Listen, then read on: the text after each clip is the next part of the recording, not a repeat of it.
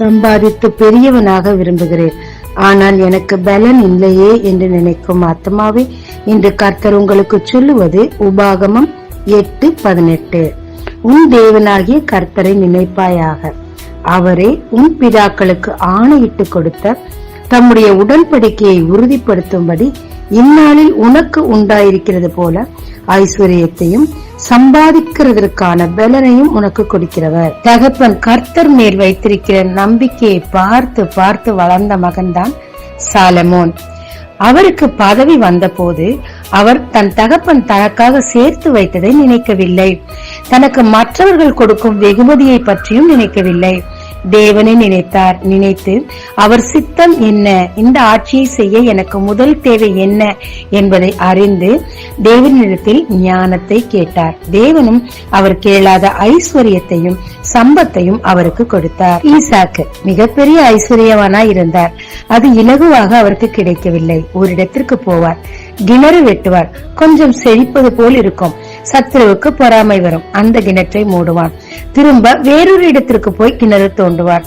அதேதான் நடக்கும். இவன் எவ்வளவு பலனை அந்த இடத்தில் விரயம் செய்திருக்க வேண்டும். ஆனால் தேவன் ஒரு இடத்தில் அவருக்கு பலனையும் கொடுத்து எல்லார் கண்களிலும் கிருபையும் கொடுத்தார். அந்த இடத்தில் அவர் 100 விதைத்தார், 100 அறுத்தார், மிகவும் விருத்தியானார்.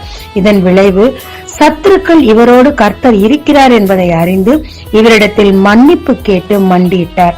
இதற்கு தேவையானது 2 விஷயமாய் இருந்தது. ஒன்று, கர்த்தரை எப்பொழுதும் நினைத்துக் கொண்டே இருந்து அவர் சித்தப்படி செயல்பட முனைவது. இரண்டாவதாக, அவர் உடன்படிக்கை உறுதிப்படுத்தும்படி அவரிடத்திலிருந்து இந்த காரியங்களை செய்ய வாக்குத்தத்தம் இருக்கிறதா என்று தேவனிடத்தில் கேட்டு பெற்றுக்கொண்டு அவரை நினைத்து வாக்குத்தத்தங்களை பிடித்துக் கொண்டு நாம் சம்பாதிக்க முற்படும் போது தேவன் பலனையும் கொடுப்பார், தேவையான ஐஸ்வர்யத்தையும் கொடுப்பார். ஜெபிக்கலாமாங்க. தேவரீர் குறுக்கு வழியில் போகாமல் உமது சித்தம் அறிந்து நான் சம்பாதிக்கத்தக்கதாக உம்மை என் வாழ்க்கையில் நினைவு கூறுகிறேன்.